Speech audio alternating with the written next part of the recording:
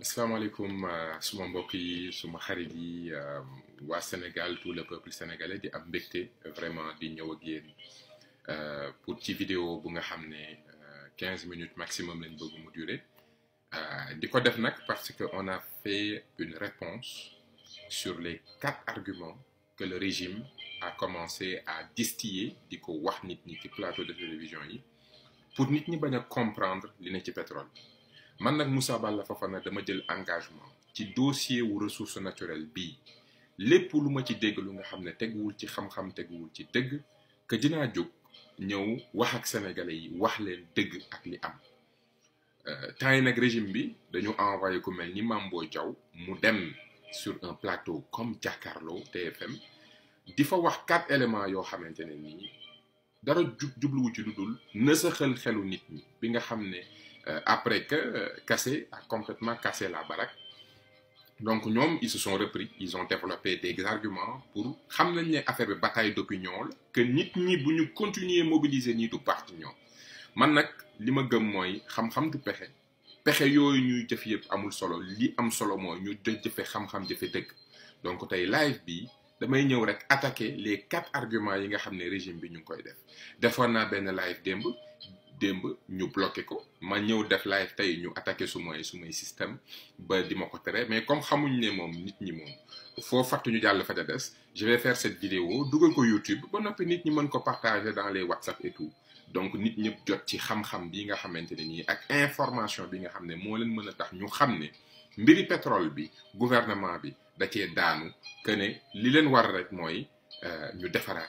mais defaraat bu tegu ci xam-xam bu tegu ci tëgg et que bañ a jéem a nax Sénégal yi ñeenti argument lañ ñëw andi ko di ko jéem a naxee Sénégal yi ba ca njëkk mooy Frank Timis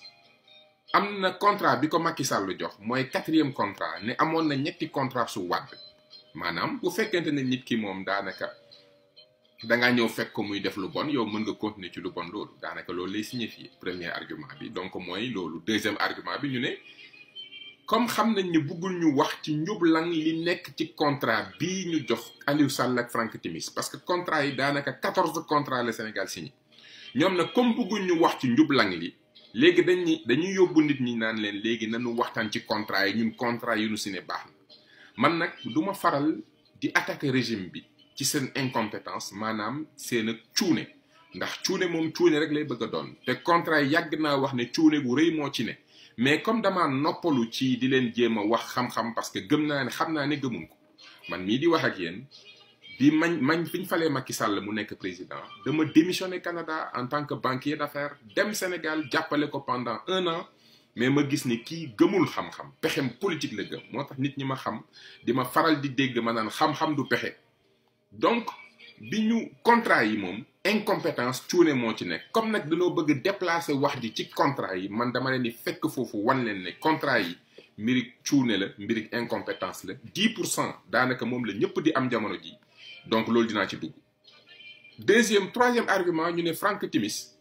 comme dañuy attaquer dossier bi ne leen da ngeen a jox contrat ku ngeen warul jox contrat ndax amul capacité technique ak financière Mame Boye Diao ñëw ne Frank Timis nit ku fortuné la il est le 1150e xawma fortune mondiale loolu dinañ ko démonter wan leen ne loolu du argument bu taxaw ça n'a aucune valeur ci dossier bi ba ca topp dernier argument bi mooy 6000 milliards yi nga xam ne mooy royalties boo ko déggee dafa mel ni nit jaay la teen 100 000 francs ba noppi ne la nag bëri ko ndox boo ci ngat ci boo ko jaayee am naa ci as tuut boo may verser loolu nag ñoom nee nañ alal jooju buñ ko estimé yegg na ci 6000 milliards léegi nag ñoom comme bëgguñu wax ci loolu parce que xam nañ ni loolu am na lu muy signifier pour ñoom comme bëgguñ ko ci wax ñoom duñ ci nangu wax nee na montant yooyu amul sens amul valeur que ñoom duñ ci wax parce que amul sens mais dinaa leen wax ne am na sens am na valeur te dinaa leen ko démontrer donc ñeenti argument yaa ngi noonu benn bi ci contrat bi la beneen bi ci 10% bi beneen bi ci fortune Frank Timis ba ca topp nee nañ projection mooy maanaam natt xayma liy war a ñëw xam ñaata lañ ci mën a am ak ñaata la ci kenn war a am loolu tegul ci xam-xam naa leen wan leen lu tegul ci xam-xam lu ñuy def la ci mbiri finance ak économie donc ñu dugg rapidement premier argument bi moom du sax technique yaakaar naa ne ku jàng rek ku am bon sens war nga xam ne nit ki bu juumee ci mbir yow waroo ñëw dàbbali faluñu woon Macky Sall pour muy ñëw di répéter les mêmes erreurs d'Abdoulaye Wade. Franck Timis bu amoon contrat ci Abdoulaye Wade te effectivement dafa am contrat ci Abdoulaye Wade waaye contrat boobu dafa violer l'article 8 ci code 98 code minier bu 98. loolu tam bokk na ci li ñuy nësaxal xelu sénégalais yi encore une fois ay experts ñëw TFM di ko fa wax naan code 98 moo nekkoon problème bi ça c'est pas vrai. code 98 article 8 dafa ne képp ku bëgg pétrole ci réew mi da nga war a wane ne yow am nga capacité technique ak capacité financière. technique boo ko déggee mooy ko am na xereñte am na xam-xam donc code 98 protégé woon na Sénégal. Franck Timis nag danoo fexe ba jaarul ci comité boobu ñu samp ca ministère ba buy appliquer article bii ngir saytu képp kuy ñëw ndax am nga xam-xam am nga mën-mën te sa alal da nga ko jëlee ci mbiri pétrole war mën a accompagner Sénégal ngir mu gis pétrole la. donc loolu donc contrat bi moom kenn mënut a wax ne violation daf ci am donc violation article 8 dafa am jaarul comité technique ñu defaral ko contrat Macky Sall la ñëw valider contrat yooyu njuumte erreur baa nga noonu foofu la faute bi amee on a violé la loi sénégalaise on a violé la loi du peuple sénégalais votée par les députés préparée par un ministre avec des arrêtés bi nga xam ne dafa créer benn comité technique mu nekk le passage obligatoire ku bugg pétrole ci bunt bi ngay jaar Franck Timis nag dañ koo defar wiiri jox ko loo xam ne waru ko woon am loolu mooy wax ji loolu mooy yokku wi te loolu kenn mënu ko dindi benn donc premier argument ne Wade joxoon na ko yéen da ngeen ko war a jox jëlee fi ñu fi woon Wade pour yéen ngeen nekk ca la ngeen newoon loolu mooy wane tey ne ñun dañoo def erreur waruñu leen woon a jox nguur gi wax ji rek mooy la preuve bi gën a leer ne yéen mérité wu leen liñ leen doon fale te man kat ba may démissionné di ñibbi Canada dama dem ba xam ne ñii mérité wuñu may sacrifier suma carrière mérité wuñu parce que lu may sonn du dem ci peuple bi ndax xam-xam boo leen jox duñ ko jëfee pexe politique la ñu gën. deuxième argument bi mooy nee nañ 10% comme bëgguñu ñu wax ci njublang li nekk ci dossier Franck Timis ñu andi nit ñi ci débat wu contrat pétrole yi ne contrat yi 10% lu jaadu la kenn amul lenn luñ ci wax ah kay am nañ luñ ci wax liñ ci wax a mën a bëri liñ ci wax a mën a sakkan mais wax ji yëpp li muy bëri wax la ci mbiri compétence capacité d'analyse de gestion modèle d'affaires ingénierie te yéen danoo xam ne yéen moom ay cuune lay mës a doon moo tax ñu noppalu ci nekk na dañuy wax ak yéen xam-xam parce que gëmu leen ko mais damay ñëw nag ci yéen wax leen ñaari cuune yi ngeen cuune ci signature contrat Sénégal yi waxuma nag seen njublang parce que yéen ñaari ngeen boole da ngeen a cuune boole ci njublang léegi dinañ wax pour une fois ma wax ci seen cuune premièrement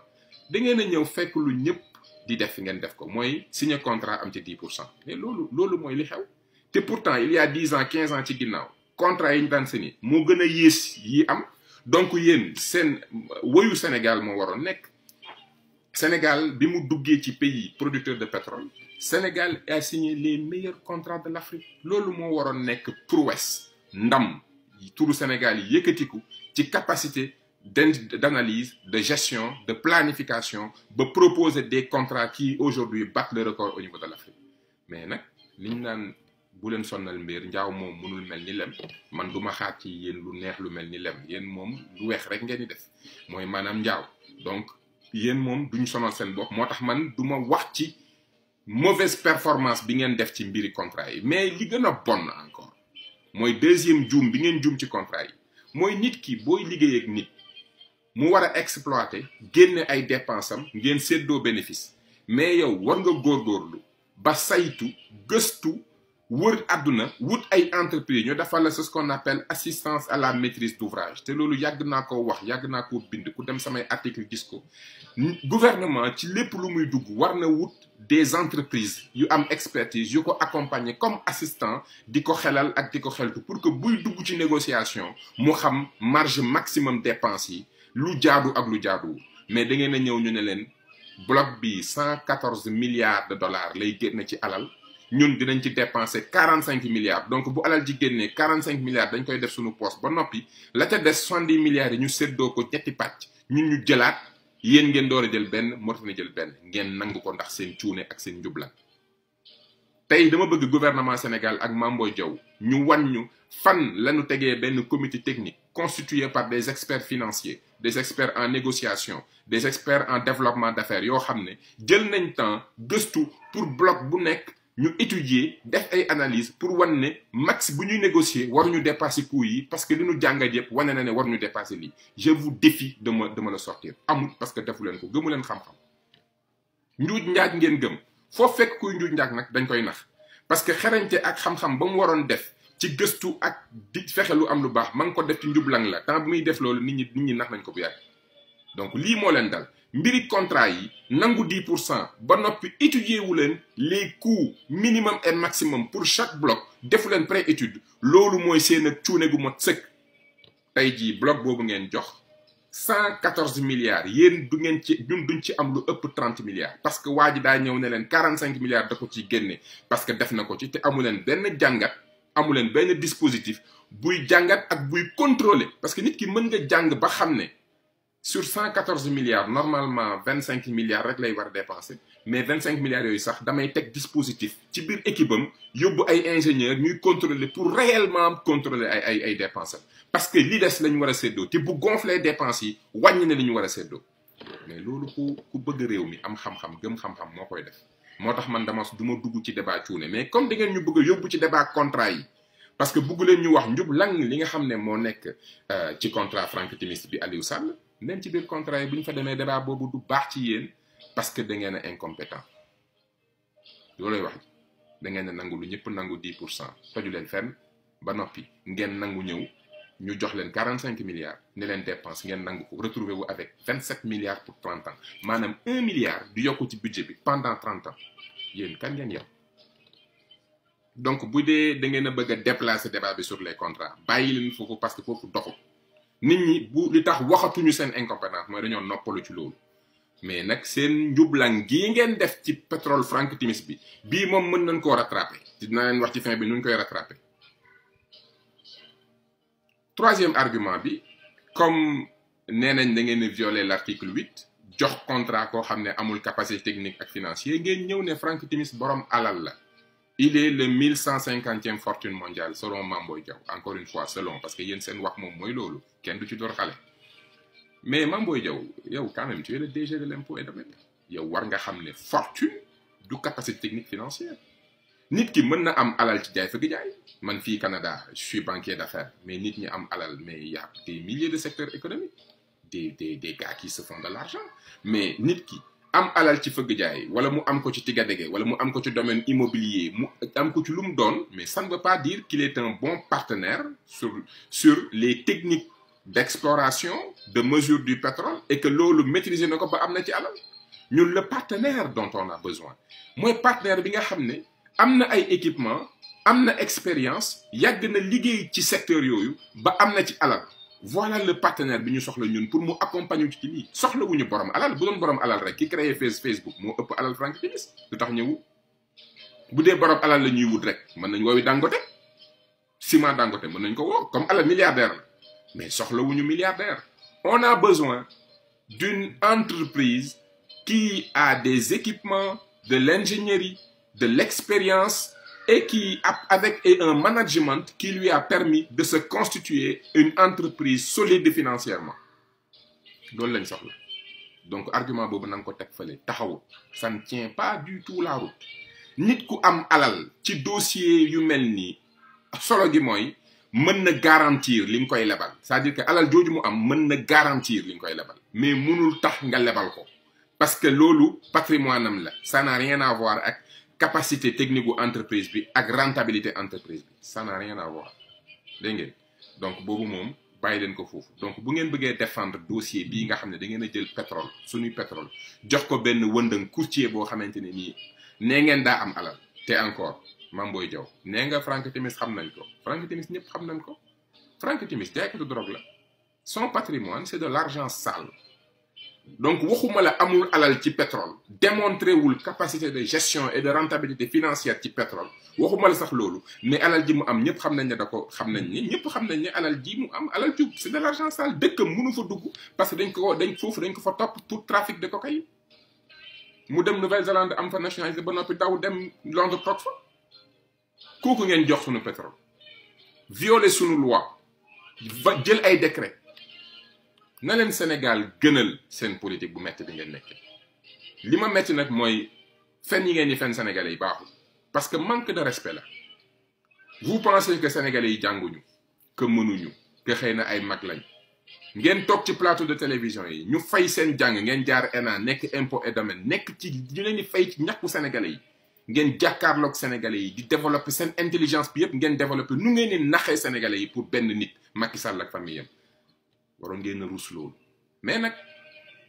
sénégalais yi xëy na jànguñu xëy na yegguñu fenn fi waaye jur nañ ay doom yu mën a jàkkaarloo génn wax leen lu nga xamante ne nii luy tàkk te du fay la te mu du ngeen ci mën dara. may terminer ci dernier argument bi mooy ne ngeen du ngeen tudd 6000 milliards yi parce que teguwul ci xam-xam projection la mais Mame Boye Diao yow koo yëpp yow da nga ñëw ci plateau bi ne bloc bi ñu ngi ciy xaar 114 milliards de dollars dans 30 ans ça c'est de la projection financière ça veut dire que li ñu xayma ci litre de pétrole ba fa ne buñ xoolee la valeur du pétrole valeur oscillante du pétrole def ay tendance xool prix moyen bi def ay calcul minimum on attend 114 milliards de dollars Frank Timis nag ci 114 milliards de dollars yooyu moom daf ne baril bu génn ci valeur boobu am na as tuut da ngeen dañ ko verser loolu la def ci contrat bi kii peut le plus kay kii peut le moins ku mën a guux lexe kay mën a naan ko ku mën a calculer valeur u jugement de 114 milliards sur 30 ans war a mën a wax 1% ku ko am ci valeur u benn baril ñaata la war a am loolu mooy royalties mooy da nga jaay droit yi mais da nga réserver un droit sur un pourcentage indexé sur la valeur du prix du baril sur les 30 prochaines années te valeur u prix du baril 30 prochaines années moo tax nga am fitu toog TFM ne gisement bi 114 milliards de dollars la am ci 114 milliards yooyu ci la Frank Timis fexe ba tebbi 6000 milliards yi ñu ko war a verser sur 30 ans loolu lay wax ji donc xam nga ne kon c'est possible et c'est très clair c'est très simple xaalis boobu nag tax bëggu leen ko tudd mooy ñun xam nañ ne Macky Sall signé wul ay décret yuy valider un contrat qui a violé la loi sénégalaise pour que Aliou Sall am un vulgaire 12 millions de francs par mois c'est pas pour ça 144 milliards yi Frank Timis encaissé bi mu jaayee droit yi ak index boobu mu am valeur boobu mu am sur chaque baril sur les 30 prochaines années loolu moo tax mu def ko te Frank Timis bi mu amee droit yi avec Petro Sénégal ak Petro Asia te ci gën a bon mooy dafa am droit yi ba noppi door a créer entreprise yooyu ngeen di wax na am na capacité financière yéen xaw ma lu leen dal en fin de compte mais dafa dissoudre Petro Asia dissoudre Petro Sen di détruire entreprise yooyu jël droit wu pétrole yi transféré ko Timis Corporation yi nga xam ne compte yëpp plusieurs comptes d'entreprise la plusieurs entreprises la nekk dans les îles Caïmans foo xam ne nébuleuse la lu lëndëm la kenn du fa laajte kenn lu ku moom ak ku def dëkk yooyu du ñu joxe information sur ku fi am compte ku fi am banque ku fi am xaalis lu muy fay loolu moo tax ñu naan àjjana la ci mbiri fiscalité parce que fiscalité mooy nga fay xaalis boo yor gouvernement bi mais dëkk yooyu àjjana la parce que dëkk yooyu ku fa ñëw di laaj diw lu mu fi am ñu ne la ñun duñ la ko wax loolooy paradis fiscal àjjana yi fiscalité la ndax boo fa demee doo fay dara lépp la duy nëbb donc mu jël alal jooju 144 milliards yi jël 6000 milliards pourcentage bi muy xaar yëpp di ko transférer foofu ba noppi nag bizarrement am na ay partenaires yu nga xam ne ñun ñu ne ci milieu finance xam nañ ne ñii seen spécialité mooy ubbi ay compte ñëw di investir ci dëkk yi xaalis bu nga xamante ne nii xaalis bu leerul la ñëw ne dañuy ubbi ay banque de Dakar ak des compagnies aviation Sahel man mi ne ci finance xam naa ne banque pour nga ubbi ko mais ça peut demander énormément de cash surtout après la crise financière de 2008 nga xamante ne Bâle 3 mooy rencontre bi nga xam ne tous les grands financiers du monde dañuy daje à Bâle pour xool naka la banque yi di fonctionner dafa bokkoon ci benn directive bi ñu imposé mooy léegi banques yi dañu war a yokk seen niveau de cash pour mën a être résistant au niveau des crises donc tey ku bëgg ubbi banque alal ju bëri nga war a yor alal jooju fan la ko Aliou Sall di jëlee di tax entreprise yi moom banque Dakar nekk Îles Caïmans ba noppi xaritoog Frank Timis mi am royalty 6000 milliards ba noppi jaay suñu contrat c'est pas un hasard ba noppi ngeen da ngeen di ubbi Sahel aviation compagnie aviation ku ko bëgg ubbi mais di nga jënd avion transport xam nañ li avion yi di yem hangar di nga jënd ay hangar yu ngand recruter ay nit ba noppi jënd foncier bu cher fu stratégique pour nit ñi mën a nangu wàcc foofu loolu alal jooju nga war koo immobiliser fu ngeen ko jëlee yéen ku ngeen yem encore une fois kan ngeen yem xam-xam nag du pexe bu ngeen dëkkee ci pexe ci yii rek ngeen di nekk ci ay détails yoo xam ne ku ko yër xam ne lii mbiri njublang kese la ak mbiri cuune ma reprendre parce que bëgg mooma gudd dama bëgg nit ñi mën ko partager on a fait 19 minutes me résumer rek. Premièrement, c'est pas parce que Wade avait fait l'erreur à cause de Samuel Sarr Atepa ma fa andi jox nit koo xam ne warul am contrat parce que article 8 sunu loi de 98 da koo tere ñu contourner ko jaarul ci commission technique bi. Le conseiller technique membre de la commission technique procès verbal u IGE wax na ne Petro-Tim musul jaar commission technique. Deuxièmement ngeen ne 10% lu correct la 10% cuune koy nangu ba noppi ñu dëbb leen li njaa ci coût yi gonfler coût yi wàññi bénéfice yi ngeen retrouver wu ak moins d'1 milliard sur 30 ans sur benn bloc bu nga xam ne la valeur c'est 114 milliards. ba noppi ngeen ne Aliou Franck Timis milliardaire la waaw mais c'est de l'argent sale te ñun soxlawuñu milliardaire on n'a pas besoin d'un fortuné on a besoin d'une équipe d'entreprise, d'une entreprise dont l'équipe de gestion a démontré ses capacités techniques et financières, am nañ équipement, am nañ expérience et leur entreprise est rentable, mën nañu accompagner. On a besoin d'un partenaire en affaires qui a de l'expérience, qui a la technologie, qui a l'ingénierie, qui a la ressource humaine, qui a démontré ses capacités et que l'analyse des états financiers montre une rentabilité de l'entreprise. Ñun loolu lañ soxla comme partenaire soxlawuñu ko am alal ñi am alal ëpp ko Franck Timis bëri nañ ci àdduna bi Afrique rek am nañu ko ëpp alal fuuf ñu fa nekk. Dernière question mooy projection bu dee yow mën nga taxaw ne bari gisement bi 114 milliards de dollars moo ci war a mën a jóge kon war na noo mën a wax ku am royalties ku am droit ci 100 baril bi ku ci am droit de 1% ñaata la war a mën a am minimum loolu la ñu wax ne moom la Franck Timis négocier fas yéene ko verser dans les îles Caïmans ba noppi réinvestir ko ci réew mi ñun nag li ñuy xaar ci nguur gi ñett la. Premièrement, nous renégocier, nous poursuivre Franck Timis pour corruption et violation de l'article 8 de la loi 98 avec l'aide de certains administrés du pays. Nous, on veut une poursuite. Gis nga xarañte bi ngeen développé woon naan commission rogatoire internationale ak dem France dem Canada dem fu ne na da ngeen di wër alal def leen ko wër Franck Timis ni ko Canada ni ko Angleterre di toppee pour mu fay fa impôt parce que impôt moom loi la code 98 ans. loi la code minier la ni mu violé laaw Angleterre waa Angleterre di ko topp nañ ko na ko état du Sénégal toppee noonu looloy benn. Deuxième bi le contrat avec BP dañ koy renégocier xaalis bu ciy jóge na BP encaissé Cosmos ak ñun amul kenn kuy laal royalties di ko joxaat keneen ku ko jàppale woon yelwaan gi moom këpp na di ngeen ko nangu. On veut une renégociation totale avec BP bu ko deful ngeen wuti beneen partenaire donc BP moom dañuy renégocier. De royalties kenn du ko laal. Troisième point dañu bëgg qu'il y ait une assise nationale avec société civile les politiques ñëpp ñu toog waxtaan de la phase d'exploration jusqu'à phase partage bi ñu réfléchir sur des méthodes des stratégies des dispositifs qui vont faire de sorte qu'il y ait suffisamment d'ingénierie de transparence et que pétrole bi ñu mën ci am le maximum possible.